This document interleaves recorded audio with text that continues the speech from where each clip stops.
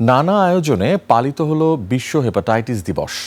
এ উপলক্ষে জনসচেতনতা বাড়াতে বাংলাদেশ মেডিকেল বিশ্ববিদ্যালয়ে এক সেমিনারের আয়োজন করে বাংলাদেশ গ্যাস্ট্রোএন্টারোলজি সোসাইটি। সেমিনারের শুরুতে উৎসবমুখর র্যালি অনুষ্ঠিত হয়। প্রধান অতিথি ছিলেন সমাজ কল্যাণমন্ত্রী ডাক্তার AZM জাহিদ হোসেন।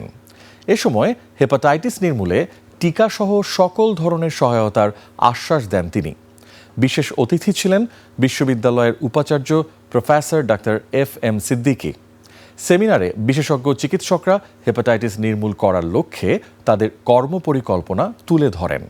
সোসাইটির মহাসচিব অধ্যাপক ডাক্তার দেওয়ান সাইফুদ্দিন আহমেদ বলেন, 90% বেশি হেপাটাইটিস বি সংক্রমণ হয় আক্রান্ত মায়ের মাধ্যমে।